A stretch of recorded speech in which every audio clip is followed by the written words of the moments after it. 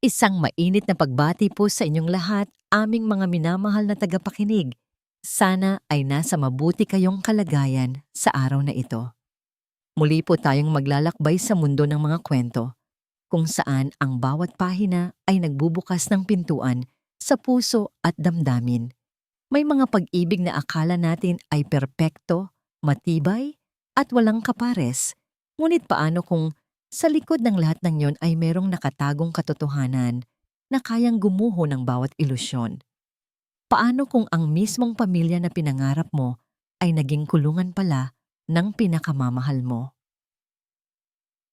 Ang palakpakan ay umalingaw-ngaw sa operating room, halos nakabibingi. Ngunit sa pandinig ni Dr. Manglapus Manisilang, ito ay parang musika. Matagumpay niyang natapos ang isang komplikadong operasyon sa puso. Isang ngiti ang sumilay sa kanyang labi. Ito ang kanyang mundo, ang kanyang kaharian. Bilang isa sa mga pinakamahusay na siruhano sa Sentro Medikal ng Liwanag sa Lungsod ng Pag-asa, nakasanayan na niya ang paghanga at pagkilala. Ang kanyang buhay ay tila isang maayos na makina. Bawat bahagi ay gumagana ng perpekto. Nang gabing iyon, pag-uwi niya sa bahay tala, ang kanyang tahanan ay sumalubong sa kanya ng parehong perpektong kapaligiran. Ang pintuan ay bumukas bago pa man niya makatok, at doon ay sumalubong sa kanya si Lakas Lara de la Vega, ang kanyang maganda at mapagmahal na asawa.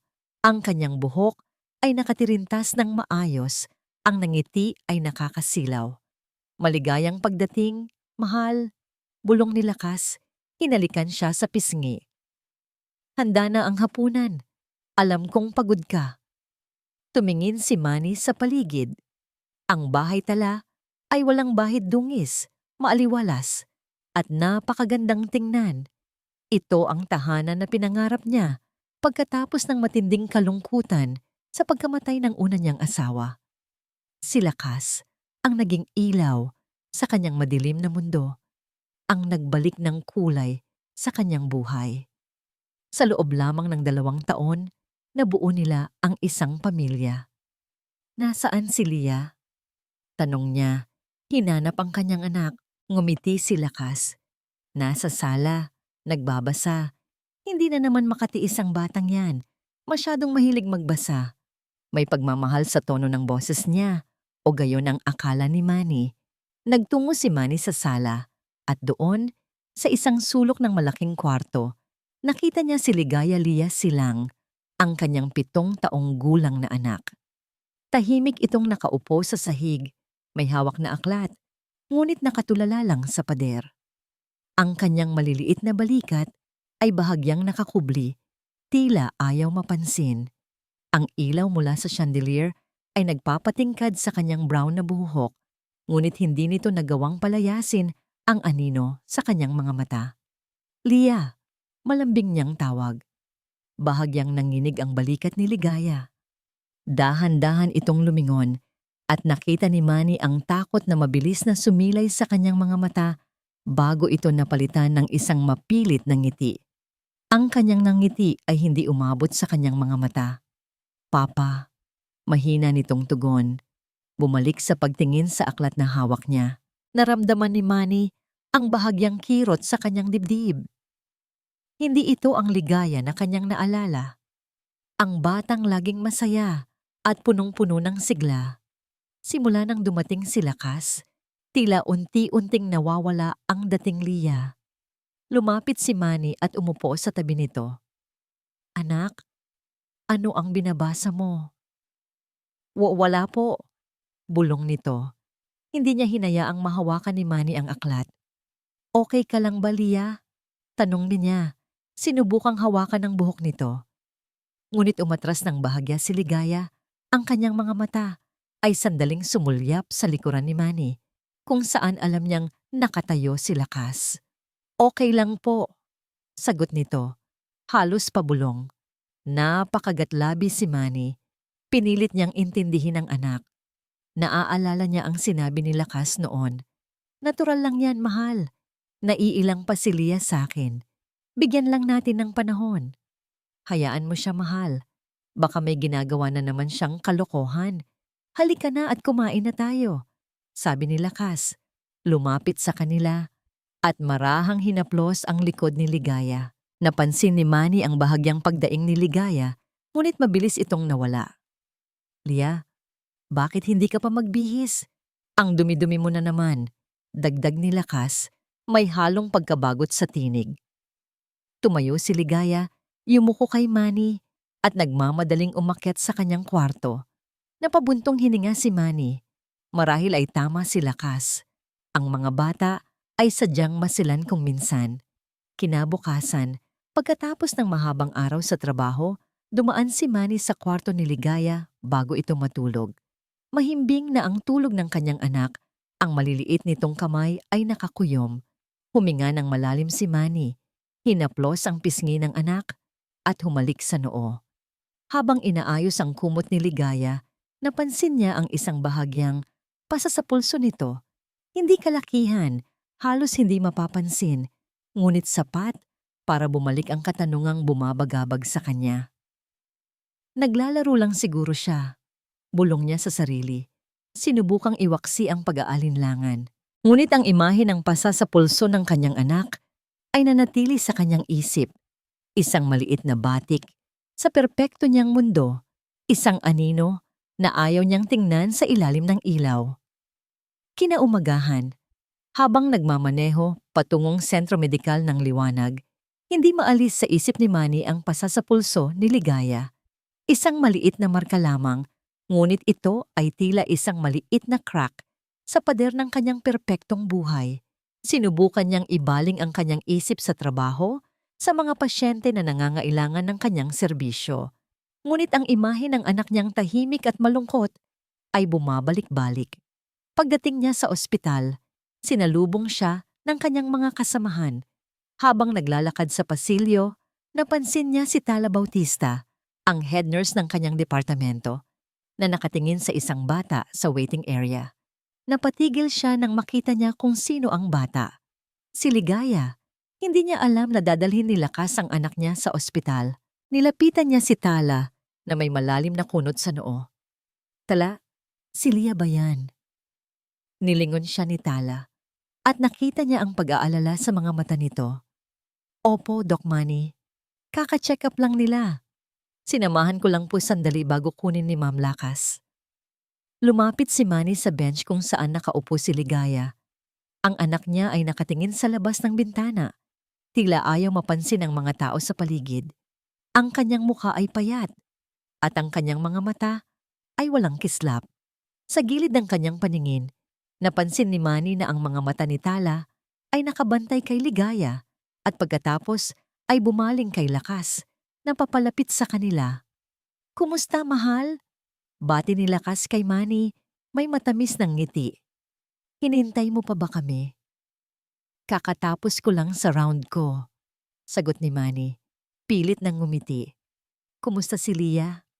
Okay lang naman daw po, sagot ni Lakas. Tiningnan si Ligaya.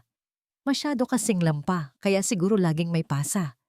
Narinig ni Manny ang pagdaing ni Tala sa tabi niya. Napansin niya ang paghigpit ng hawak ni Lakas sa kamay ni Ligaya. Bahagya itong kinurot. Napansin din niya ang bahagyang pagtaas ng balikat ni Ligaya, ngunit hindi ito nagsalita. Nang makalayo na sina Lakas at Ligaya, hinarap ni Manny si Tala. May problema ba, Tala? Huminga ng malalim si Tala. Doc Manny, matagal na po akong nagtatrabaho dito. Nakikita ko po ang mga bata at alam ko po kung ano ang masaya at malusog. Tumingin ito sa direksyon kung saan lumakad sina Lakas. Si Lia po, hindi na po siya yung dating Lia. Masyado po siyang tahimik. At yung mga pasa po niya, hindi po yan basta galing lang sa kalokohan. Medyo nainis si Manny.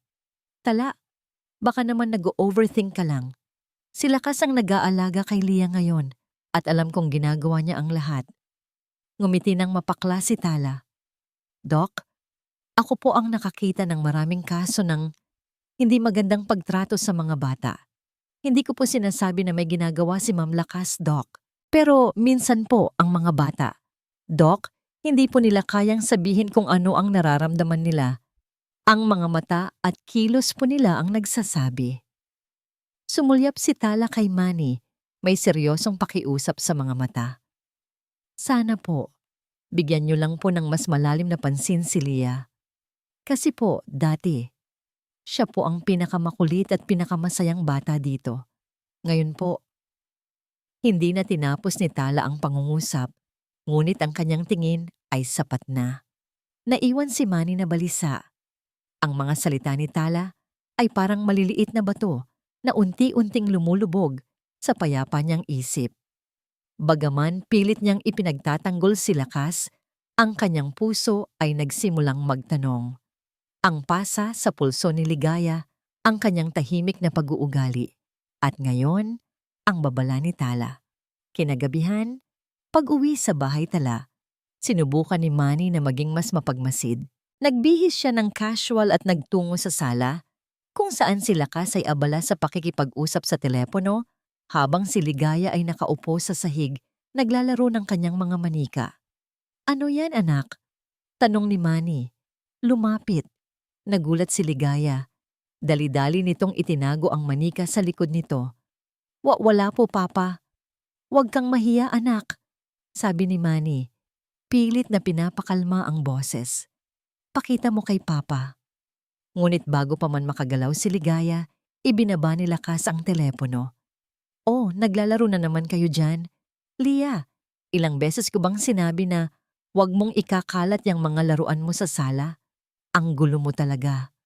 Napansin ni Manny ang mabilis na pag-atras ni Ligaya, tila isang kuneho na nakakita ng agila. Ang mga mata nito ay nanlalaki at ang manika ay nahulog sa sahig. Lakas, huwag mo namang sigawan, sabi ni Manny, bahagyang naasar. Naglalaro lang naman ang bata. Ngumiti si Lakas, ngunit ang kanyang mga mata ay nanatiling matalim. Ay, mahal, masanay ka na dyan kay Lia, talagang pasaway.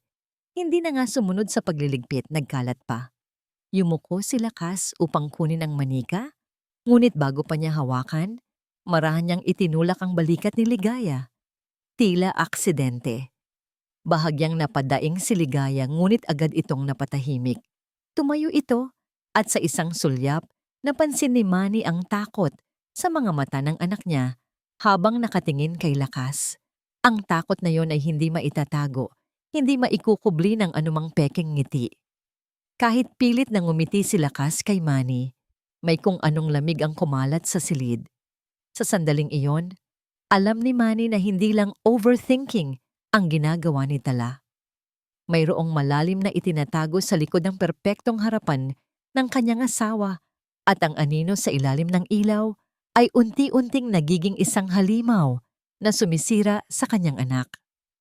Hindi na nakatulog si Manny kinagabihan. Ang mga salita ni Tala, ang pasa sa pulso ni Ligaya at ang takot sa mga mata ng kanyang anak sa tuwing naroroon si Lakas ay naglaro-laro sa kanyang isip.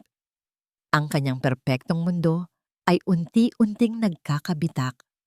Ang nangiti ni Lakas na dating nagbibigay sa kanya ng kapayapaan ay tila ngayon ni isang maskara na nagtatago ng isang bagay na nakakatakot. Kinaumagahan, napansin niyang lalong naging tahimik si Ligaya.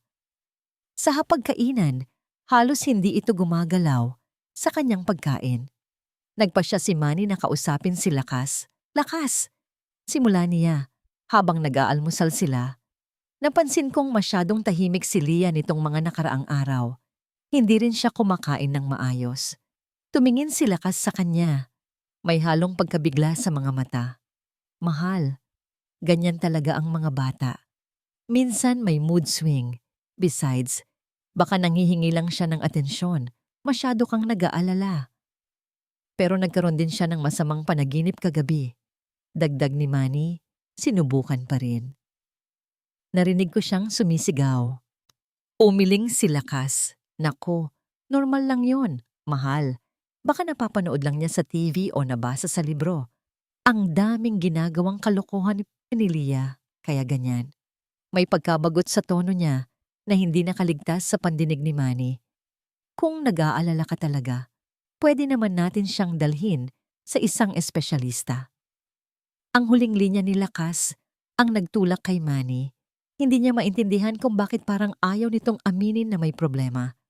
Sige, sabi ni Manny, biglang nakaramdam ng kaba.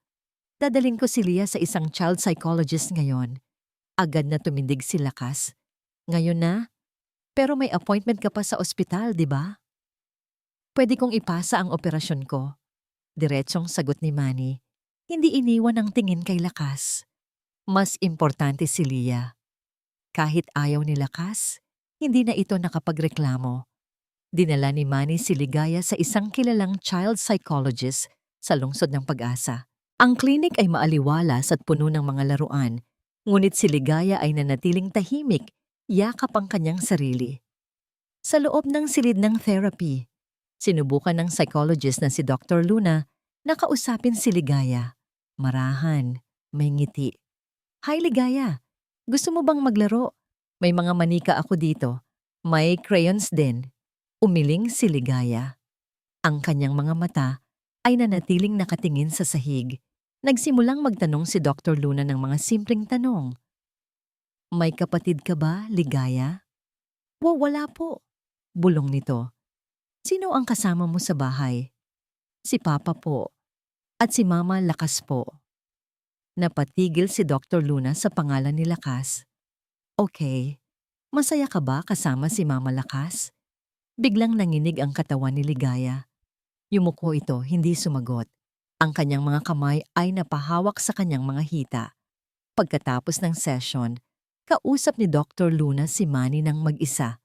Dr. Silang, simula ng psychologist, ang kanyang boses ay malumanay, ngunit seryoso. Hindi pa nagsasalita si Ligaya tungkol sa anumang direktang problema. Ngunit ang kanyang katawan, ang kanyang mga mata, ay nagsasabi ng iba. May malalim na takot sa kanya at ito ay konektado sa isang tao sa bahay. Hindi ko sinasabing ang asawa mo ang dahilan, ngunit mayroong conflict na nararamdaman si Ligaya sa kanyang presensya. Napasapo si Manny sa kanyang noo. Pero hindi ko nakikita. Mabait si Lakas kay Leah. Dr. Sailang, paliwanag ni Dr. Luna, ang mga bata, lalo na ang mga biktima ng emosyonal na pang-aabuso ay natututong magtago. Natututo silang maging invisible para hindi masaktan. Minsan, mas madali para sa kanila ang manahimik kaysa magsalita at lalong masaktan. Kailangan mong maging mas mapagmasid. Hanapin mo ang mga unspoken signals. Ang mga bagay na hindi sinasabi, ngunit nandoon. Nagpaalam si Manny kay Dr. Luna. Ang kanyang isip ay gulong-gulo. Habang pauwi, ang mga salita ng psychologist ay umalingaw-ngaw sa kanyang isip. Unspoken signals. Nakita niya ang pasa sa pulso, ang takot sa mga mata ni Ligaya, ang pagkailang nito sa tuwing dumadating si Lakas. Pagdating sa bahay tala, nakita niya si Lakas na galit na pinagsasabihan si Ligaya sa kusina. Ilang beses ko bang sinabi sa'yo na huwag mong hawakan iyan? Ang clumsy mo talaga. Ngayon, sino ang maglilinis niyan? Si Ligaya ay nakatayo sa isang sulok. Ang kanyang mga mata ay nakayuko. Ang kanyang maliit na kamay ay nakahawak sa kanyang braso. Wala siyang sinasabi. Ano ang nangyayari dito? Tanong ni Manny. Ang kanyang boses ay malamig. Napalingon si Lakas. Mabilis na nagbago ang kanyang ekspresyon. Ay, mahal. Si Leah kasi. May nabasag na baso. Masyadong lampa. Ngunit sa mga mata ni Lakas, nakita ni Manny ang isang bagay na hindi na niya kayang ipaliwanag. Isang ningning ng galit at kontrol na sumilay bago ito mabilis na nawala. At sa mga mata ni Ligaya, nakita niya ang isang takot na mas malalim kaysa dati. Isang takot na tila sinasabi, hindi ko kayang sabihin, Papa. Huwag mo akong iwan. Huminga ng malalim si Manny. Hindi na ito sapat. Hindi na siya pwedeng magbulag-bulagan. Ang kanyang anak ay nasa panganib. At siya, ang kanyang ama, ang nag-iisa nitong pag-asa. Nang gabing iyon, matapos matulog si Lakas, bumangon si Manny. Tahimik siyang nagtungo sa kanyang office, binuksan ang laptop at nagsimulang mag-research. Ang kanyang mga daliri ay nag-type ng mga salitang hidden camera for home security. Ang kanyang puso ay kumakabog, ngunit meron ding determinasyon. Hindi na niya hahayaang may mangyaring masama sa kanyang anak. Kailangan niyang malaman ang katotohanan kahit gaano pa ito kasakit. Dumating ang delivery ng mga hidden camera makalipas ang 2 araw. Maingat na inilabas ni Manny ang maliliit na device mula sa kahon. Ang kanyang mga kamay ay bahagyang nanginginig. Hindi siya mapakali. Ang ideya na maglagay ng surveillance sa sarili niyang bahay ay nakababagabag, ngunit ang pag-aalala para kay Ligaya ay mas matindi pa. Kailangan niyang malaman kung ano ang nangyayari sa likod ng kanyang likod, sa ilalim ng perpektong bubong ng bahay tala. Nang gabing iyon, habang mahimbing na ang tulog ni Lakas, maingat na kumilos si Manny. Sinimulan niya sa kwarto ni Ligaya. Itinago ang isang camera sa isang bookshelf. Itinago sa likod ng mga libro at ilang stuffed toys. Pagkatapos, nagpatuloy siya sa sala, sa kusina, at sa iba pang common areas. Pinili niya ang mga lugar na hindi agad mapapansin na nakatago sa plain sight. Bawat paggalaw ay puno ng kaba, ngunit nang matapos siya, nakaramdam siya ng bahagyang ginhawa. Ngayon, mayroon na siyang mga mata na magsasabi ng katotohanan. Lumipas ang ilang araw. Bawat gabi, pagkatapos umuwi mula sa ospital at matulog ang lahat, tahimik na binubuksan ni Manny ang kanyang laptop at pinapanood ang mga footage. Sa umpisa, normal ang lahat.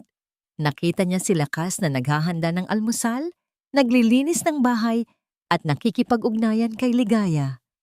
Ang mga ngiti ni Lakas ay naroon.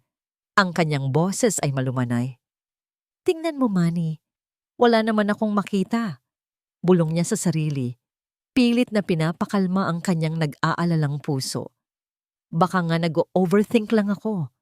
Ngunit sa gitna ng mga ordinaryong eksena, unti-unting lumitaw ang mga disturbing patterns.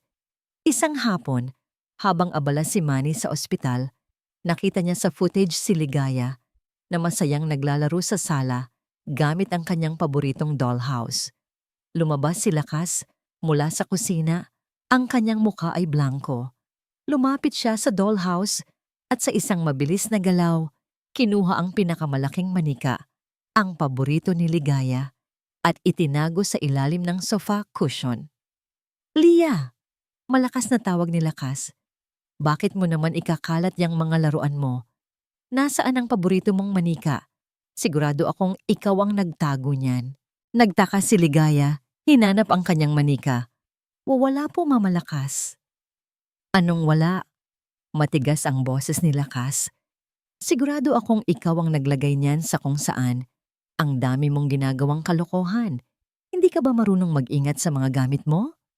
Unti-unting namuo ang takot sa mukha ni Ligaya. Nagsimula itong umiyak, naghahanap ng manika, habang pinapagalitan ni Lakas. Ang kanyang maliit na boses ay halos hindi marinig sa gitna ng mga sigaw ni Lakas. Nanlaki ang mga mata ni Manny habang pinapanood ang eksena. Hindi ito simpleng pagpapagalit. Ito ay isang uri ng manipula, isang paraan upang pasakitan si Ligaya at sisihin ito sa sarili nitong kasalanan. Mas masahol pa ang sumunod na araw. Sa isang eksena, nakita niya si Lakas na inihanda ang hapunan. Si Ligaya ay nakaupo sa kanyang upuan, tahimik. Nang makita ni Lakas na papalapit na ang oras ng pagdating ni Manny, lumapit siya kay Ligaya. "Lia," bulong ni Lakas, ang kanyang boses ay malamig at puno ng pagbabanta. "Kung sasabihin mo kay Papa ang anumang tungkol sa ating sekreto, alam mo kung ano ang mangyayari, di ba? Wala siyang paniniwalaan kundi ako. Magmumukha ka lang na sinungaling at hindi ka na niya mamahalin." Nanginginig ang buong katawan ni Ligaya. Ang kanyang mga mata ay nanlalaki sa takot. Umiling ito.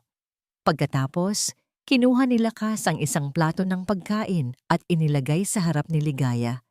Ngunit sa ilalim ng mesa, habang papalapit ang sasakyan ni Manny, nakita niya si Lakas na marahang kinurot ang binti ni Ligaya. Nang dumating si Manny, Agad na sinalubong siya ni Lakas ng isang matamis na ngiti. Mahal, kumain na tayo. Tingnan mo si Lia, ang tahimik na kumakain. Ang bait talaga ng anak natin. Ngunit alam ni Manny ang totoo. Nakita niya ang pagpipigil ni Ligaya sa bawat kutsara ng pagkain. Ang kanyang mga mata ay nakatingin sa kanyang plato. Tila ayaw man lang tumingin kay Lakas. Ang puso ni Manny ay unti-unting nagiba. Ang kanyang lakas, ang babaeng minahal niya, ay isang halimaw. Ang kanyang bahay tala, na akala niya ay kanlungan ng kapayapaan, ay naging kulungan ng takot at kalungkutan. At ang pinakamasakit, siya, ang kanyang ama, ay walang kamalay-malay. Ang mga video ay nagpatuloy. Isang araw, nakita niya si Lakas na kumuha ng isang laruan at marahang hinampas sa pader at pagkatapos ay binigay kay Ligaya. Ayan, basag na naman ang laruan mo. Ang lampa mo talaga. Hindi ka man lang marunong mag-ingat. Nagsimulang umiyak si Ligaya na animoy siya ang may kasalanan. Isang gabi, pinanood ni Manny ang footage kung saan si Lakas ay nasa kusina. Si Ligaya ay nasa sala, gumagawa ng homework. Lumapit si Lakas kay Ligaya at sa isang mabilis na galaw, marahang itinulak ang balikat nito, sapat lang upang matumba ang bata. Ano ka ba naman, Lia?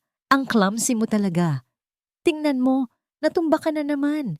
Buti nga't hindi ka nasaktan. Napakalamig ng mga salita ni Lakas. Puno ng paninisi.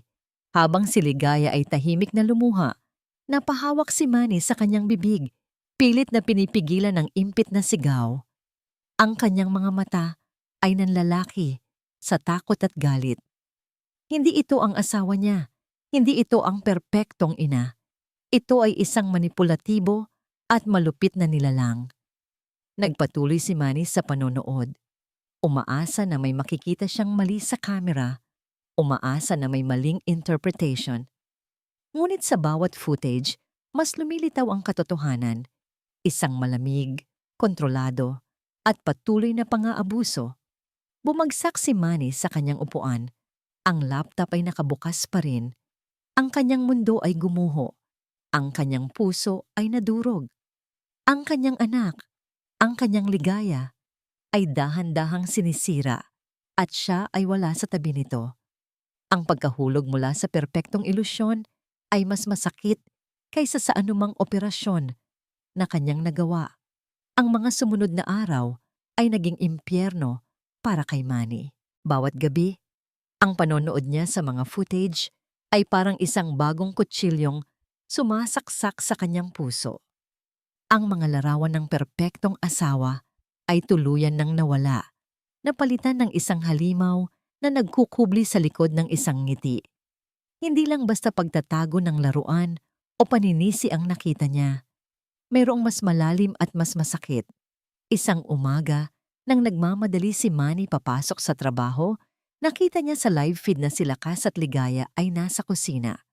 Nag-aapura si Lakas habang si Ligaya naman ay tahimik na kumakain ng kanyang cereal.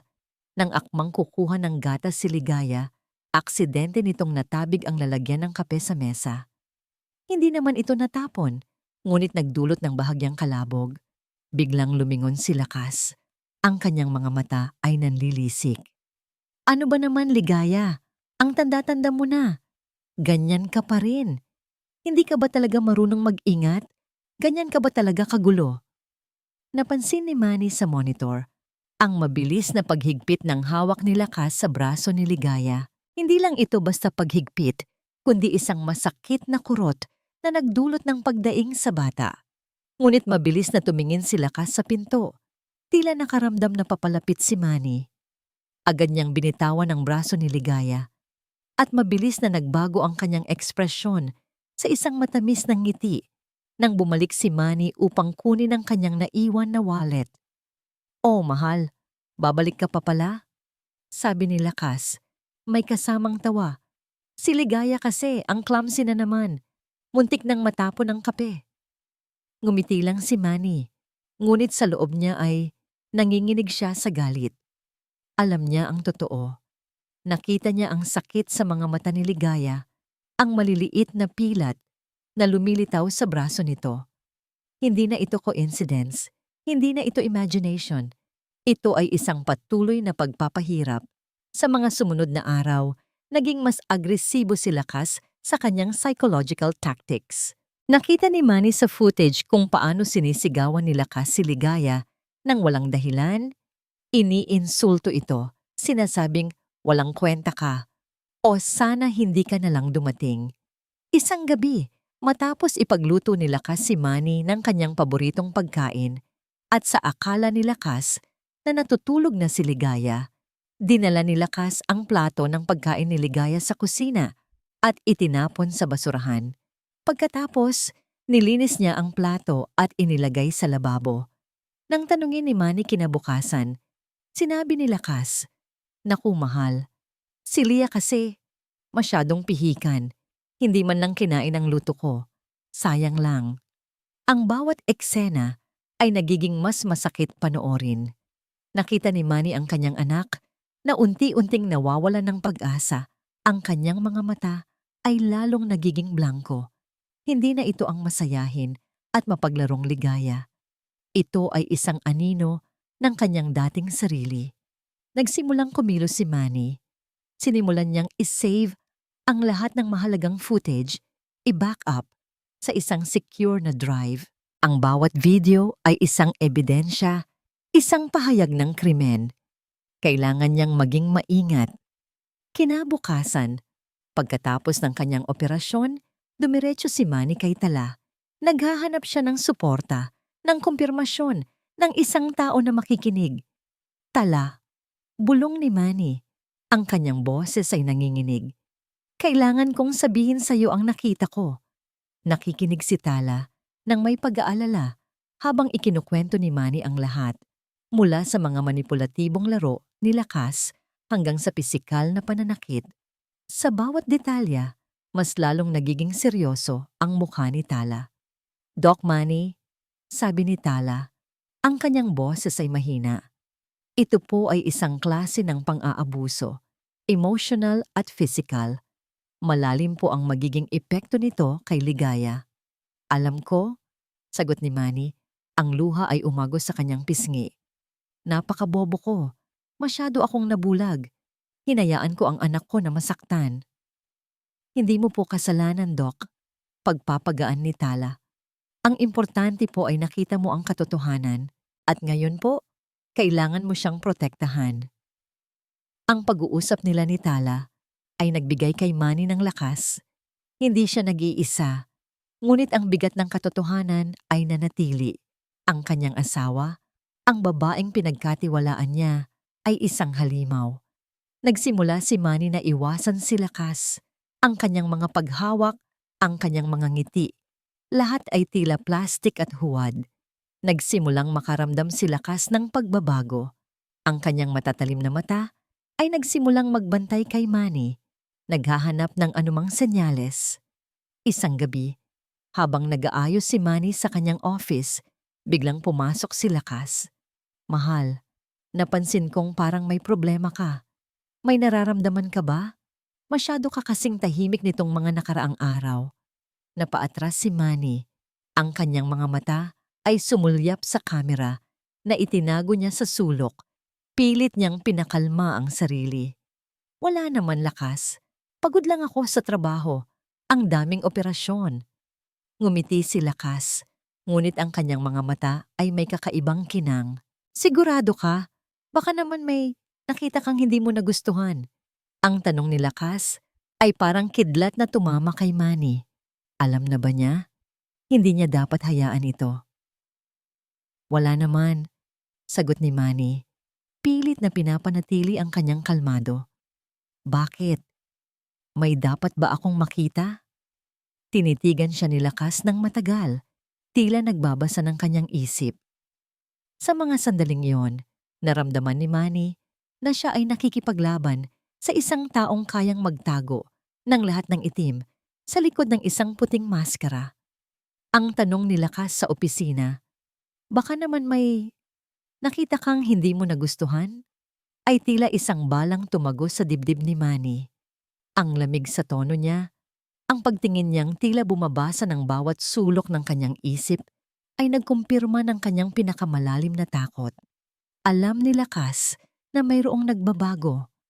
Ang kanyang maskara ay unti-unting nabubuo ang mga bitak at kailangan niyang kumilos ng mabilis. Ang pag-iwas ni Manny kay Lakas ay lalong naging kapansin-pansin sa mga sumunod na araw. Hindi na siya halos umuuwi para kumain ng hapunan. Laging may bagong emergency sa ospital. Kapag nasa bahay tala naman, diretso siya sa kanyang opisina o sa kwarto ni Ligaya. Ang bawat interaksyon niya kay Lakas ay puno ng pag-iingat. Bawat salita ay tinimbang ng mabuti. Ang pagpapanggap ay nagiging pahirap, ngunit kailangan niyang gawin ito para kay Ligaya. Isang araw, pagkatapos ng mahabang shift sa sentro medikal ng Liwanag, dumiretso si Manny sa opisina ng isang private investigator na inirekomenda ni Tala. Ibinigay niya ang pangalan ni Lakas, ang kanyang mga pinaghihinalaan at ang ilang detalye sa nakaraan nito. Gusto kong malaman ang lahat tungkol sa kanya, sabi ni Manny. Ang kanyang boses ay puno ng pait. Ang kanyang nakaraan, ang kanyang mga dating relasyon, ang lahat ng itinatago niya. Makalipas ang 2 araw, tumawag ang private investigator. Ang mga impormasyong ibinahagi nito ay tila isang malakas na suntok sa sikmura ni Manny. Si Lakas, na sa kanyang nakaraang buhay ay mas kilala bilang Lara, ay may mahabang listahan ng mga insidente na nagpapakita ng kanyang mapanlinlang at abusadong pag-uugali. Mayroong mga dating kasintahan na nag-file ng restraining orders laban sa kanya, na kahit hindi humantong sa pagkakakulong, ay nagpapakita ng pattern ng emosyonal at psikolohikal na pang-aabuso. Mayroon din siyang record ng pagiging troublemaker sa isang dating trabaho, kung saan siya ay pinaghihinalaan ng sadyang pagwasak ng reputasyon ng kanyang mga kasamahan at subordinates. Ang lahat ng ito ay nagpapatunay na ang demonyo ay matagal nang naroon, nakatago lamang sa dilim. Ang kanyang perpektong mundo ay tuluyan ng gumuho. Ang lakas na kanyang minahal at pinagkatiwalaan ay isang ilusyon lamang. Kinagabihan, habang mahimbing na ang tulog ni Ligaya sa tabi niya, binuksan ni Manny ang kanyang laptop. Ang mga footage mula sa mga hidden camera ay nagpapakita na ngayon ng mas malalim at mas madilim na bahagi ng katauhan ni Lakas. Sa isang video, nakita niya si Lakas na inilalabas ang mga iginuhit na larawan ni Ligaya mula sa kanyang kwarto. Ang mga larawan ay puno ng kulay, masaya, at nagpapakita ng mga hayop at bulaklak. Ngunit sa halip na itabi, pinunit ni Lakas ang mga ito, piraso-piraso, at itinapon sa basurahan. Lia, malakas na sabi ni Lakas, ang kanyang boses ay walang pagmamahal. Dapat matuto kang magtapon ng mga lumang basura. Hindi mo kailangan ang mga ganyan. Kailangan nating maging malinis sa bahay na ito. Ang dami mong kalat. Si Ligaya ay nakatayo sa isang sulok. Ang kanyang mga mata ay nanlalaki. Ang kanyang maliit na kamay ay nakahawak sa kanyang braso. Wala siyang sinasabi. Tanging tahimik na luha lamang ang umagos sa kanyang pisngi habang pinapanood ang kanyang mga obra na unti-unting nawawasak. Ang kanyang pagkatao ay unti-unting nawawala. Napakasakit para kay Manny na makita ang kanyang anak na ganoon. Ang kanyang puso ay nababalot ng matinding paghihinayang at galit. Kung sana'y mas naging mapagmasid siya noon pa, kung sana'y mas pinaniwalaan niya ang kanyang pakiramdam. Ang bawat sandali ng kanyang pagkabahala, bawat babala ni Tala, ay pinatutunayan ngayon ng malinaw na ebidensya. Nag-replay si Manny ng isa pang clip. Ito ay sa gabi, nang akala ni Lakas na natutulog na si Manny at Ligaya.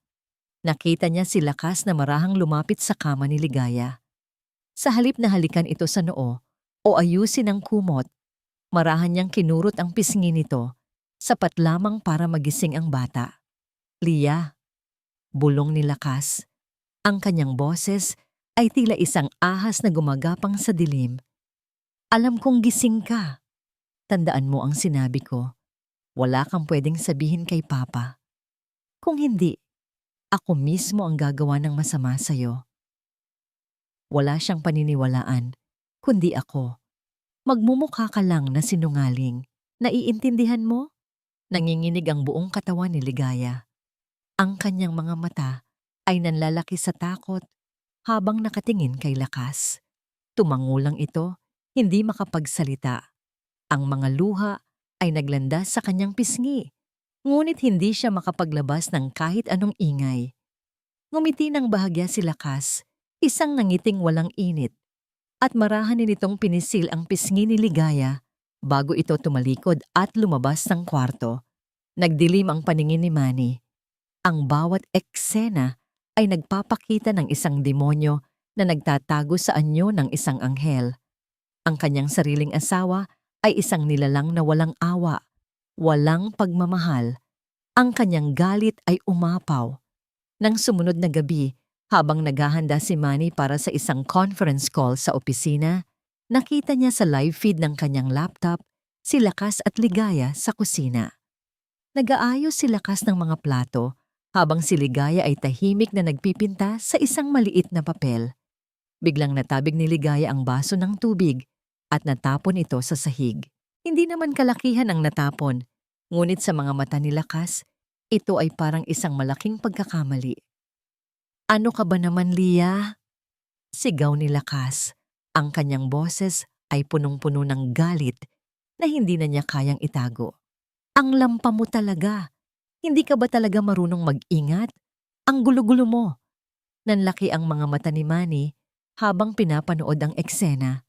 Nakita niya ang pagtaas ng kamay ni Lakas, puno ng galit. At sa isang mabilis na iglap, isang malakas na sampal ang dumapo sa pisngi ni Ligaya. Ang maliliit na katawan ni Ligaya ay napaupo sa sahig. Ang kanyang mga mata ay nanlalaki sa sakit at pagkabigla. "Sana hindi ka na lang dumating," bulong ni Lakas. Ang kanyang muka ay baluktot sa galit. Hindi na nakapagtimpi si Manny. Ang screen ng kanyang laptop ay nagpatunay sa kanyang pinakamalaking takot. Tumayo siya, ang kanyang buong katawan ay nanginginig sa galit at sakit. "Hindi na ito pwede," bulong niya. "Kailangan kong kumilos." Ang malakas na sampal na dumapo sa pisngi ni Ligaya, ang marahas na mga salitang, "Sana hindi ka na lang dumating," na umalingaw-ngaw sa kusina, at ang pagbagsak ng kanyang anak sa sahig, lahat iyon ay parang isang mabigat na martilyong humampas sa puso ni Manny. Ang kanyang mundo ay huminto. Hindi na siya makapag-isip. Isang bagay lang ang alam niya. Kailangan niyang umuwi. Ngayon na. Sumakay si Manny sa kanyang sasakyan. Ang kanyang mga kamay ay nanginginig sa manibela. Ang kanyang puso ay kumakabog ng napakabilis, halos masakit. Ang galit ay umapaw sa kanyang sistema, ngunit mas nangingibabaw ang matinding takot para sa kanyang anak. Ligaya. Ang kanyang Ligaya. Habang nagmamaneho siya pa uwi, ang kanyang isip ay naglalaro ng mga nakaraang eksena. Ang tahimik na Ligaya, ang pasa sa pulso, ang mga babala ni Tala, ang mga salita ng psychologist. Lahat iyon ay nagkakabit-kabit ngayon, bumubuo ng isang nakakatakot na larawan ng pang-aabuso na nangyayari sa ilalim ng kanyang ilong. Ang kanyang pagiging abala, ang kanyang pagiging bulag, ay nagdulot ng matinding sakit sa pinakamamahal niya. Nang makarating siya sa bahay Tala, halos buksan niya ang pintuan. Nagmamadali siyang pumasok sa loob. Tumakbo siya patungo sa kusina, kung saan nakita niya si Lakas na nakatayo. Ang kanyang mukha ay pulang-pula sa galit, habang si Ligaya ay nakaupo pa rin sa sahig, umiiyak ng tahimik. Ang kanyang pisngi ay namumula. "Lakas!" sigaw ni Manny. Ang kanyang boses ay puno ng puot. Napalingon si Lakas. Ang kanyang mga mata ay nanlalaki sa gulat. Ang galit sa kanyang mukha ay mabilis na napalitan ng isang mapilit na ngiti. "Oh, mahal, ang aga mo naman." Hindi pinansin ni Manny ang kanyang mga salita. Lumapit siya kay Ligaya, lumuhod at marahang inangat ang ulo ng kanyang anak. Nakita niya ang bakas ng kamay ni Lakas sa pisngi ni Ligaya. Ang kanyang puso ay nabasag. "Anak, okay ka lang ba?" Bulong niya. Ang kanyang boses ay nanginginig. Umiling si Ligaya at sumiksik sa kanya. Umiiyak ng tahimik. "Ano ang nangyari dito, Lakas?" Sigaw ni Manny. Tumayo at hinarap ang asawa. Ngumiti si Lakas, ngunit ang kanyang mga mata ay nanatiling matalim. "Mahal, wala iyon." Si Ligaya kasi, masyadong pasaway. Binabasag niya ang mga gamit. Kailangan niya ng disiplina. "Disiplina?" Bulong ni Manny. Ang kanyang boses ay halos hindi na marinig sa galit. "Iyan ba ang disiplina? Ang saktan ang sarili mong anak?" "Hindi ko siya sinaktan." Sigaw ni Lakas. Ang kanyang boses ay nagsimulang tumaas. "Masyado kang nag-overreact. Ang clumsy lang talaga ng anak mo." Inilabas ni Manny ang kanyang telepono. "Napakagaling mong artista, Lakas. Ngunit ang iyong pagpapanggap ay tapos na." Pinindot niya ang play button at umalingaw-ngaw sa kusina ang video clip kung saan sinampal ni Lakas si Ligaya. Nanlaki ang mga mata ni Lakas. Ang kanyang mukha ay namutla. Ang kanyang mga kamay ay nanginginig. "Ano yan? Anong kalokohan yan? Hindi totoo yan!" Sigaw niya. Sinusubukang agawin ang telepono ni Manny. Ngunit mabilis na umiwas si Manny. "Huwag kang magkunwari, Lakas. Nakita ko ang lahat.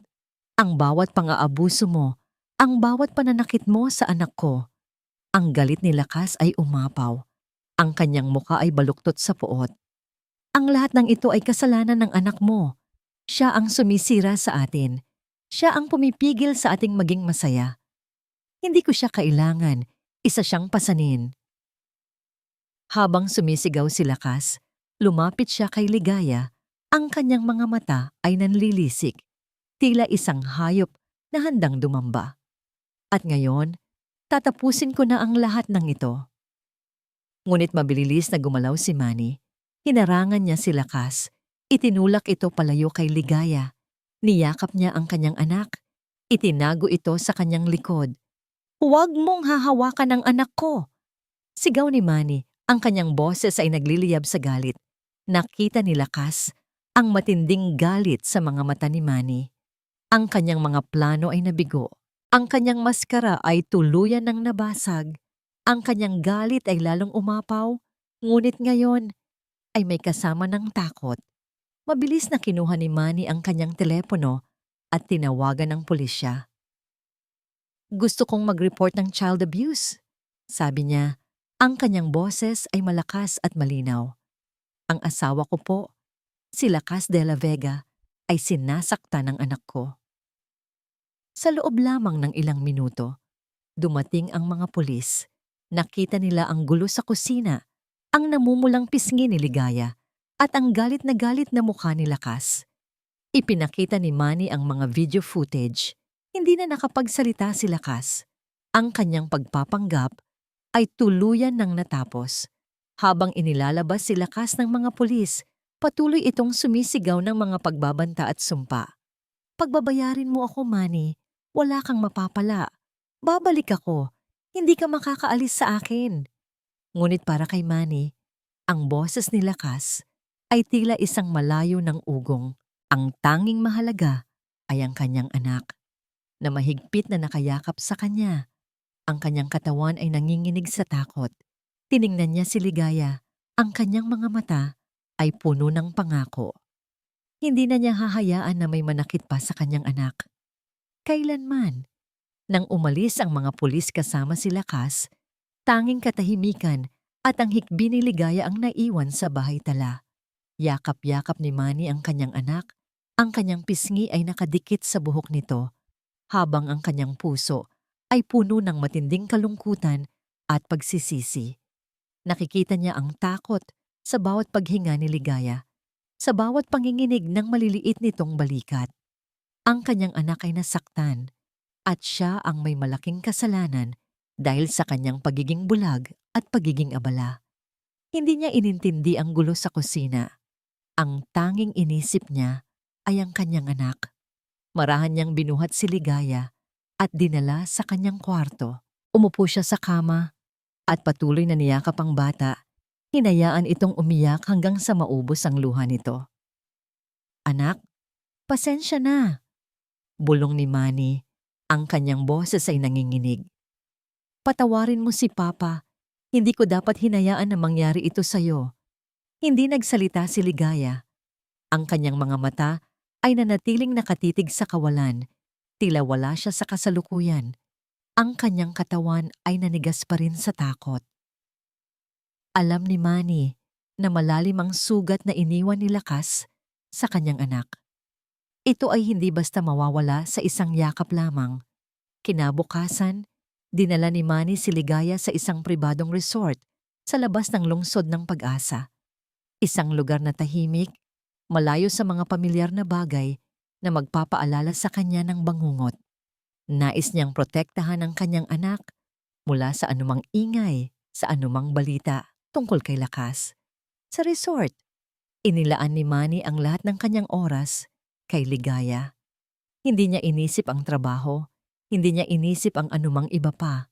Ang kanyang mundo ay umiikot na lamang sa kanyang anak. Pinagmasdan niya ito habang naglalakad sa dalampasigan. Ang maliliit na paa nito ay lumulubog sa buhangin. Pinilit niyang magbasa ng mga paboritong libro nito kahit na alam niyang hindi ito nakikinig.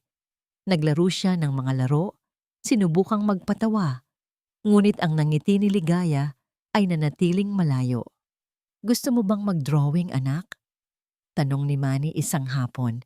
Inilabas ang isang set ng colored pencils at papel. Umiling si Ligaya. Ang kanyang mga mata ay nanatiling blanko. Bawat araw na lumilipas, mas lalong nararamdaman ni Manny ang bigat ng kanyang pagkukulang. Ang kanyang anak ay isang biktima at siya, ang kanyang ama, ay naging kasangkapan sa pagpapahirap. Ang kanyang puso ay nababalot ng matinding hapis. Isang hapon, habang si Ligaya ay nakaupo sa balkonahe, tahimik na nakatingin sa dagat, dumating si Tala. Ikinuwento ni Manny ang lahat ng nangyari at nakinig si Tala nang may pag-unawa. "Doc Manny," sabi ni Tala. Ang kanyang boses ay puno ng pagmamalasakit. "Mahalaga po ang ginagawa mo ngayon. Ang iyong presensya, ang iyong pagmamahal ay malaking tulong sa paggaling ni Lia." Lumapit si Tala kay Ligaya. Umupo siya sa tabi nito at marahang hinawakan ang kamay ng bata. "Lia, kumusta ka? Mahal, miss na kita." Nilingon ni Ligaya si Tala at sa unang pagkakataon sa loob ng ilang araw, nakita ni Manny ang isang bahagyang pagbabago sa kanyang mga mata. Isang kislap na tila naghahanap ng pagkilala. "Ate Tala," mahina nitong bulong, halos hindi marinig. Ngumiti si Tala. "Tama ka, Lia. Ako si Ate Tala. Gusto mo bang mag-drawing tayo? May dala akong bagong coloring book." Bahagyang tumango si Ligaya. Kinuha nito ang coloring book at crayons at nagsimulang gumuhit ng tahimik habang si Tala ay patuloy na nagkukwento ng mga nakakatawang bagay. Pinagmasdan ni Manny ang eksena. Ang kanyang puso ay bahagyang gumaan. Isang maliit na hakbang, ngunit ito ay isang simula. Ang presensya ni Tala, ang pagmamahal nito, ay tila isang maliit na sinag ng araw na tumagos sa madilim na ulap. Ngunit kinagabihan, habang binabasa ni Manny si Ligaya ng bedtime story, biglang nagsimulang manginig ang bata. "Anak, anong nangyari?" tanong ni Manny, kinabahan.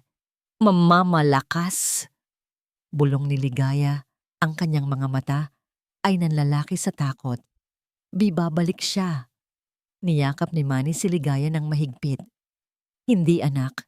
Hindi na siya babalik. Hindi na siya makakapanakit sa'yo. Si Papa ang bahala. Palagi kitang poprotektahan." Pinilit niyang pawiin ang takot sa puso ng kanyang anak, ngunit alam niyang hindi ito madali. Ang mga salita ni Lakas, ang kanyang mga pagbabanta, ay matagal nang nakatanim sa isip ni Ligaya.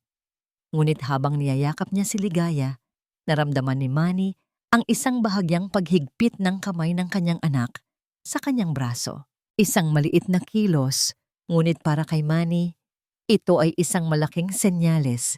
Isang senyales na kahit sa gitna ng matinding takot, mayroon pa ring pag-asa. Mayroon pa ring pagnanais na kumapit sa kanya. Ang maliit na paghigpit ng kamay ni Ligaya sa braso ni Manny ay tila isang maliit na sinag ng pag-asa sa gitna ng matinding dilim. Naging inspirasyon ito para kay Manny na doblehin ang kanyang pagsisikap. Hindi siya susuko. Ang kanyang anak ay babalik. Ang kanyang ligaya ay muling sisikat. Sa mga sumunod na linggo, patuloy na nanatili si Manny sa tabi ni Ligaya. Nag-leave siya mula sa ospital. Ipinasa ang kanyang mga responsibilidad sa kanyang mga kasamahan. Ang kanyang tanging misyon ngayon ay ang paggaling ng kanyang anak. Dinala niya si Ligaya sa mga parke, sa mga museo, sa mga lugar kung saan sila dati masaya. Sa umpisa, nanatili pa rin ang takot sa mga mata ni Ligaya. Tahimik ito, umiiwas sa mga tao. Ngunit sa bawat araw, sa bawat pagmamahal na ibinibigay ni Manny, unti-unting lumambot ang kanyang puso. Nagsimulang magbago si Ligaya. Ang kanyang unang hakbang ay sa pamamagitan ng sining. Isang umaga, habang si Manny ay abala sa paggawa ng almusal, nakita niya si Ligaya na nakaupo sa sahig, may hawak na krayola at papel. Ngayon, hindi na niya pinupunit ang kanyang mga obra. Sa halip, gumuguhit siya ng mga larawan ng bulaklak, ng araw, at ng isang lalaki na may ngiti. Isang larawan na tila si Manny. Napakagatlabi si Manny. Ang kanyang puso ay puno ng kagalakan. Hindi pa ito perpekto, mayroon pa ring bahid ng kalungkutan sa mga kulay, ngunit ito ay isang simula. Lumapit siya at marahang hinalikan ang buhok ni Ligaya. Ang ganda naman ng gawa mo, anak. Sa mga gabi, nagsimula ring magbago ang mga panaginip ni Ligaya. Hindi na puro bangungot.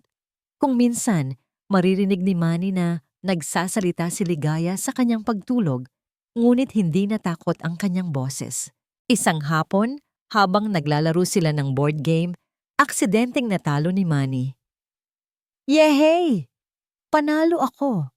Sigaw ni Ligaya, at sa unang pagkakataon, sa loob ng matagal na panahon, nakita ni Manny ang isang tunay na ngiti sa labi ng kanyang anak. Ang ngiting iyon ay hindi pilit, hindi puno ng takot. Ito ay isang ngiti na nagmumula sa puso. Naramdaman ni Manny ang luha na umagos sa kanyang pisngi. Niyakap niya si Ligaya ng mahigpit. Oo, anak, panalo ka. Patuloy ang paggabay at suporta ni Tala. Regular siyang bumibisita sa kanila, nagdadala ng mga coloring books at naglalaro kasama si Ligaya. Ang kanyang presensya ay tila isang nakapagpapagaling na balmsa sa puso ni Ligaya. Papa, Ate Tala, tawag ni Ligaya isang araw habang naglalaro sila ng bola sa hardin. Napatigil sina Manny at Tala. Ito ang unang beses na sinabi ni Ligaya ang mga pangalan nila nang magkasama at may kasamang tunay na sigla. Sa mga session ng therapy, kasama si Dr. Luna, unti-unting binubuksan ni Ligaya ang kanyang puso. Sa umpisa, mahina pa rin ang kanyang boses, puno ng takot. Ngunit sa bawat session, sa bawat paghihikayat ni Dr. Luna at ng presensya ni Manny, mas nagiging malinaw ang kanyang mga salita. Kinuwento niya ang mga pananakit ni Lakas, ang mga pagbabanta, ang pakiramdam niya na walang nagmamahal sa kanya. Bawat kwento ni Ligaya ay isang kutsilyong tumatagos sa puso ni Manny. Ang kanyang galit kay Lakas ay lalong lumalim, ngunit kasabay nito, ang kanyang pagmamahal para kay Ligaya ay lalong lumakas. Ipinangako niya sa kanyang sarili na hindi na niya hahayaan na may manakit sa kanyang anak. Hinding-hindi na. Papa, bulong ni Ligaya isang gabi. Habang naglalakad sila sa dalampasigan, ang buwan ay maliwanag sa kalangitan. Ano yon, anak? Tanong ni Manny. Yumuko upang pakinggan ang kanyang anak. Mahal kita, Papa, sabi ni Ligaya. At sa unang pagkakataon, yumakap siya kay Manny ng kusa, nang walang anumang bakas ng takot. Yumakap ng mahigpit si Manny sa kanyang anak, Ang luha ay umagos sa kanyang pisngi. Ang mga salitang yon ay musika sa kanyang tenga, ang pinakamagandang melodiya na narinig niya kailanman. Ang kanyang ligaya ay bumalik. Ang kanyang liwanag ay muling sumisikat. Nang gabing iyon, habang mahimbing na ang tulog ni Ligaya sa tabi niya, tiningnan ni Manny ang muka ng kanyang anak. Ang pamumula sa pisngi nito ay nawala na, napalitan ng isang mapayapang ekspresyon. Ang kanyang mga mata, na dati puno ng takot, ay sarado ng payapa. Alam ni Manny na mahaba pa ang kanilang lalakbayin, ngunit ang pinakamahirap na bahagi ay tapos na. Ang kanyang anak ay nasa daan na patungo sa paggaling. Naging iba ang mundo ni Ligaya. Matapos ang ilang buwan ng pag-aalaga, pagmamahal, at walang sawang suporta mula kay Papa Manny at Ate Tala, unti-unti nang naglaho ang anino ng takot. Ang dating Ligaya, ang batang laging masayahin at mapaglaro, ay muling nagbalik at mas maliwanag pa kaysa dati. Ngayon, ang bahay Tala ay hindi na isang kulungan ng takot, kundi isang pugad ng pagmamahal at tawanan. Ang mga dingding na dati saksi sa kanyang paghihirap ay napuno na ngayon ng mga gawa niyang sining. Ang kanyang mga iginuhit na bulaklak ay mas makulay, ang araw ay maas, mas maliwanag, at ang mga mukha ng kanyang pamilya ay puno ng ngiti. Isang hapon, habang naglalaro si Ligaya at Manny sa hardin, ang boses ni Ligaya ay umalingaw-ngaw sa buong bahay. "Papa, habulin mo ako!" Nakangiti si Manny, tumatakbo sa likod ng kanyang anak. Ang kanyang puso ay puno ng kagalakan. Wala nang mas hihigit pa sa tunog ng kanyang tawa. Ang matinding guilt na kanyang naramdaman noon ay unti-unting napapalitan ng kapayapaan. Nagsimulang maging mas matatag si Ligaya. Nagbalik siya sa paaralan at sa tulong ng kanyang therapist, nakahanap siya ng mga bagong kaibigan. Hindi na siya umiiwas sa pakikipag-ugnayan. Sa halip ay siya pa ang nangunguna sa pakikipaglaro. Ang kanyang mga guro ay nagulat sa mabilis niyang pagbabago mula sa isang tahimik na bata patungo sa isang masiglang mag-aaral. Isang araw, habang nasa supermarket sila, nakita ni Ligaya sa isang magazine cover ang larawan ni Lakas na may headline tungkol sa kanyang kaso. Sandaling nanigas ang kanyang katawan at ang dating takot ay bahagyang sumilay sa kanyang mga mata. Ngunit sa pagkakataong ito, hindi niya ito itinago. Agad siyang humawak sa kamay ni Manny at yumakap. "Papa," bulong niya. "Si Mama Lakas po." Niyakap siya ni Manny ng mahigpit. "Huwag kang mag-alala, anak. Hindi ka na niya masasaktan. Kasama mo si Papa." Tumingin si Ligaya kay Manny at nakita nito ang determinasyon sa mga mata ng kanyang ama. Tumango siya. "Salamat po, Papa." At pagkatapos, ngumiti siya.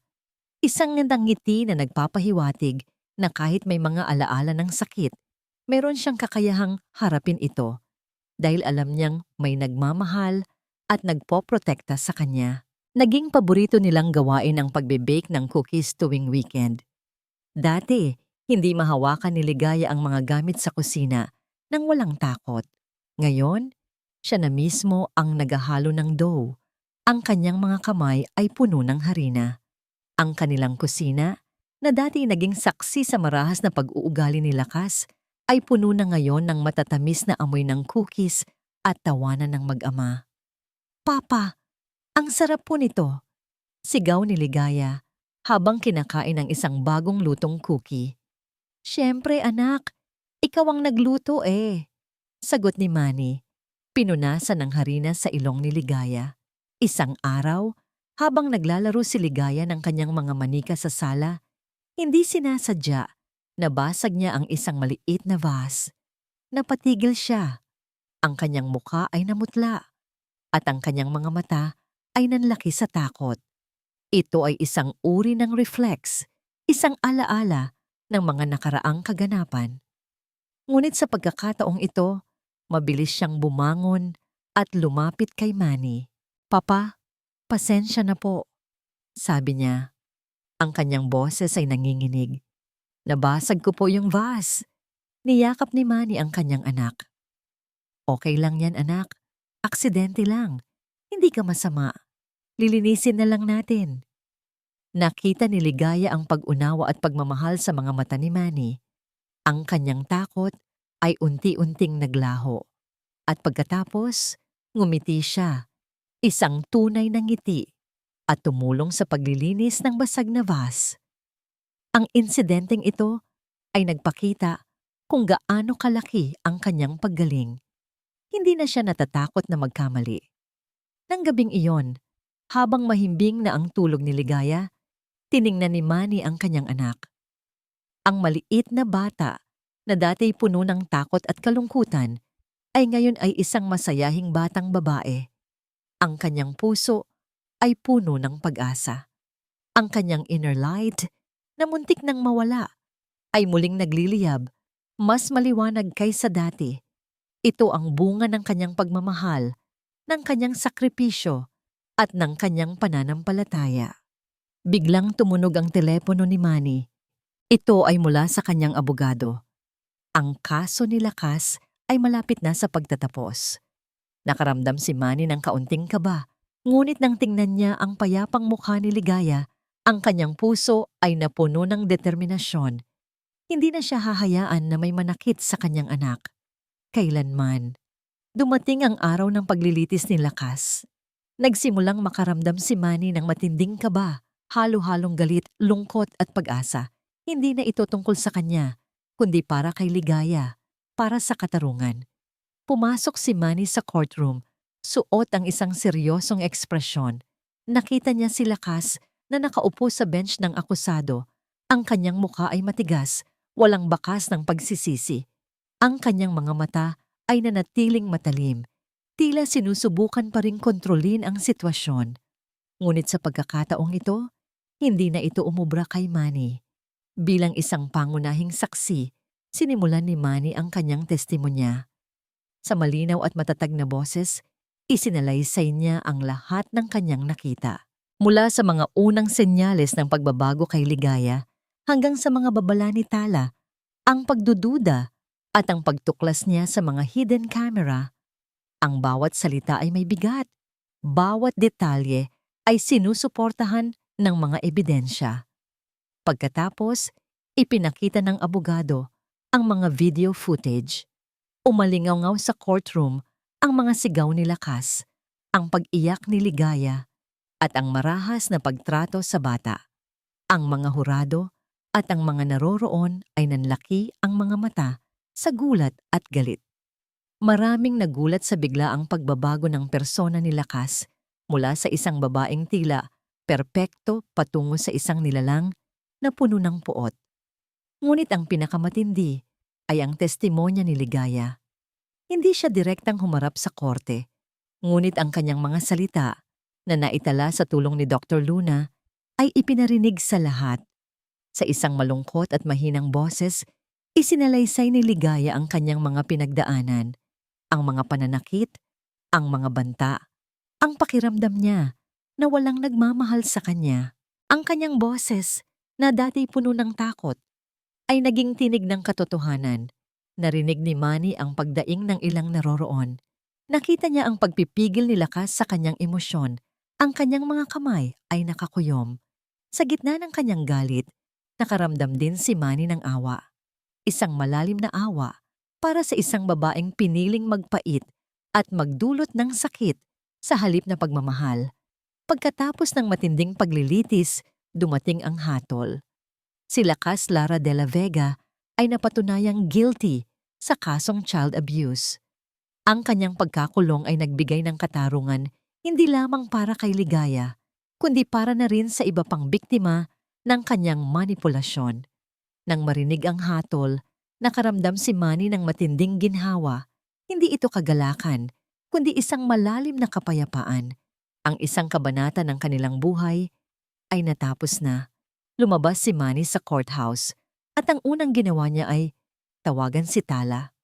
"Nakuha natin, Tala," sabi niya. Ang kanyang boses ay nanginginig sa emosyon. Guilty si Lakas. "Salamat naman sa Diyos, Doc Manny," sagot ni Tala. Ang kanyang boses ay puno ng kaligayahan. Ang pinakamahalaga ay ligtas na si Leah. Umuwi si Manny sa bahay tala. Pagpasok niya, nakita niya si Ligaya na abala sa paglalaro sa kanyang kwarto. Ang kanyang nangiti ay nakakasilaw. Ang kanyang mga mata ay puno ng kislap. Hindi pa rin alam ni Ligaya ang detalye ng paglilitis at pinili ni Manny na huwag na itong ipaalam sa kanya. Ang tanging mahalaga ay ang kanyang paggaling. Sa sumunod na araw, nagsimulang magbago si Manny sa loob ng bahay tala. Tinanggal niya ang lahat ng larawan ni Lakas, pati na rin ang mga dekorasyon na pinili nito. Pinalitan niya ito ng mga larawan niya at ni Ligaya, mga larawan ng kanilang masayang paglalakbay, mga gawa ni Ligaya, at ang mga ngiti na kanyang pinakamahal. "Papa, bakit mo po tinatanggal yan?" tanong ni Ligaya habang tinatanggal ni Manny Iman ang isang malaking frame na may larawan nilang tatlo. "Kasi anak," sagot ni Manny, yumuko at niyakap ang kanyang anak. "Gusto ko ang mga larawan dito ay puro tungkol sa atin, sa mga masasarap nating alaala, sa ating pagmamahalan." Ngumiti si Ligaya. "Opo, Papa." Habang pinapalitan ni Manny ang mga lumang alaala ng mga bago, nakaramdam siya ng tunay na kalayaan. Ang kanyang perpektong buhay na binuo niya sa illusion ay nawala. Ngunit napalitan ito ng isang buhay na totoo, puno ng pagmamahal at kapayapaan. Nalaman niya na ang tunay na kaligayahan ay hindi matatagpuan sa isang perpektong imahe, kundi sa isang matapat na koneksyon, sa pagmamahal na walang pasubali, at sa pagprotekta sa mga mahal mo sa buhay. Ang kanyang puso ay gumaling at ang kanyang kaluluwa ay malaya na. Tiningnan ni Manny ang kanyang anak na masayang naglalaro sa sala. Ang liwanag sa mga mata ni Ligaya ay muling nagbalik, mas maliwanag at mas makulay. Ito ang kanyang tagumpay. Ito ang kanilang bagong simula. Lumipas ang mga taon, tulad ng alon sa dalampasigan, at kasabay nito, lumago ang pagmamahalan at kapayapaan sa bahay tala. Si Ligaya, ang batang dati puno ng takot at lungkot, ay ngayon ay isang dalagang matapang, matalino, at punong-puno ng sigla. Ang kanyang mga mata, na dati walang kislap, ay ngayon ay kumikinang na parang mga bituin. Sumasalamin sa liwanag na muli niyang natagpuan. Para kay Manny, ang kanyang buhay ay naging mas makabuluhan. Natuto siyang balansehin ang kanyang propesyon bilang siruhano sa sentro medikal ng liwanag at ang kanyang tungkulin bilang ama. Hindi na siya nagpapabulag sa trabaho, laging inuuna ang kanyang anak. Ang mga mahahabang oras sa operating room ay hindi na kasing halaga ng mga simpleng sandali kasama si Ligaya. Ang kanilang pagbabasa ng libro, ang kanilang pagbe-bake, o ang simpleng pag-uusap habang naghahapunan. Isang araw, habang nakaupo sila sa beranda ng bahay tala, nakatingin sa papalubog na araw, ibinahagi ni Ligaya ang kanyang mga pangarap kay Manny. Siya ay nasa kolehiyo na ngayon, nag-aaral ng psychology, nais niyang tumulong sa ibang mga batang biktima ng pang-aabuso. "Papa," simula ni Ligaya, ang kanyang boses ay puno ng pangarap. "Gusto kong maging tulad ni Dr. Luna at Ate Tala. Gusto kong maging boses ng mga batang hindi makapagsalita. Gusto kong ipakita sa kanila na may pag-asa, na mayroong magmamahal at magpoprotekta sa kanila." Ngumiti si Manny. Ang kanyang mga mata ay puno ng pagmamalaki. Hinawakan niya ang kamay ni Ligaya. "Alam kong magiging napakagaling mong psychologist, anak. At alam kong maraming bata ang matutulungan mo." Ilang linggo bago ang graduation ni Ligaya sa high school, bumisita sila kay Tala. Si Tala, na ngayon ay isang respetadong supervisor ng mga nurse, ay sinalubong sila ng may mainit na yakap. Sa loob ng maraming taon, naging bahagi na si Tala ng kanilang pamilya, isang kaibigan at taga-suporta. "Ate Tala," sabi ni Ligaya. Ang kanyang mga mata ay nagniningning. "Salamat po sa lahat. Kung hindi po dahil sa inyo, baka hindi po ako narito ngayon." Ngumiti si Tala. Lia, ikaw ang nagligtas sa sarili mo. Ginawa ko lang ang trabaho ko. Ang mahalaga ay ang liwanag mo ay muling nagbalik. Tumingin si Manny kay Tala. Ang kanyang puso ay puno ng pasasalamat. Si Tala ang naging bituin na gumabay sa kanya sa dilim. Salamat Tala, bulong niya. Salamat sa lahat. Nang gabing iyon, habang pinaghahanda ni Manny ang hapunan, nakita niya si Ligaya na tumutulong sa kanya. Ang kanyang mga kilos ay puno ng tiwala. Ang kanyang tawa ay umaalingaw-ngaw sa kusina. Hindi na ito ang ligaya na takot sa bawat kalabog o nagtatago sa sulok. Ito ay isang dalagang lumago sa pagmamahal at handang harapin ang mundo. Pagkatapos ng hapunan, habang nagbabasa si Manny sa kanyang office, dumating si Ligaya. Papa, sabi niya, may hawak na isang album ng larawan. Ito ang album na puno ng mga bagong larawan nila, mga alaala ng kanilang paggaling. Naaalala niyo pa po ba ito? Tanong niya. Itinuro ang isang larawan nila sa beach kung saan masayang tumatakbo si Ligaya. Ngumiti si Manny. Oo, anak. Yan ang simula ng ating bagong buhay. Nakita niya sa mga mata ni Ligaya ang kapayapaan. Ang mga nakaraang sugat ay hindi nawala. Ngunit ito ay naging aral, isang pundasyon para sa mas matibay at mas matatag na pagkatao. Ang kanyang pagtawa ay tunay. Ang kanyang mga ngiti ay taos-puso. Ang kanyang liwanag ay hindi na lang bumalik, kundi ito ay naging isang beacon ng pag-asa para sa iba. Tiningnan ni Manny ang kanyang anak, ang kanyang Ligaya. Ang batang ito ang naging dahilan kung bakit siya nagising, kung bakit niya natuklasan ang tunay na kahulugan ng pagmamahal. Ang perpektong buhay na binuo niya sa ilusyon ay nawala. Ngunit napalitan ito ng isang buhay na totoo, puno ng kagalakan, at walang katumbas na pagmamahal. Ang pagmamahal ng isang magulang ay tunay na isang walang hanggang ilaw, isang anchor sa bagyo ng buhay. Sa bahay tala, sa ilalim ng nagniningning na araw, tumayo si Ligaya. Ang kanyang mukha ay nakangiti. Ang kanyang mga mata ay puno ng pag-asa at pagmamahal. Ang kanyang dating takot ay nawala. Napalitan ng isang matatag na puso. Ang kanyang inner light ay kumikinang. Nagpapakita na kahit gaano kalalim ang sugat, kaya itong gumaling sa pamamagitan ng tunay na pagmamahal at pag-unawa. At sa kanyang tabi, nakangiti rin si Manny, ang kanyang ama, na matagumpay na nagtayo muli ng isang tahanan na puno ng liwanag.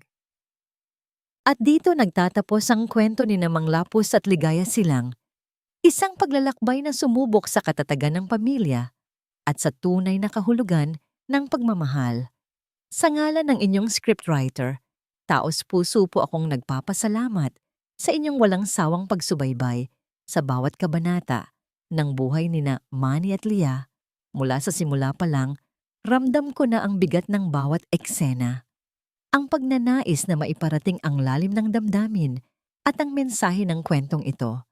Ang bawat salita, bawat emosyon, ay hinabi ng may pag-iingat, umaasang tatagos sa inyong mga puso at mag-iiwan ng marka.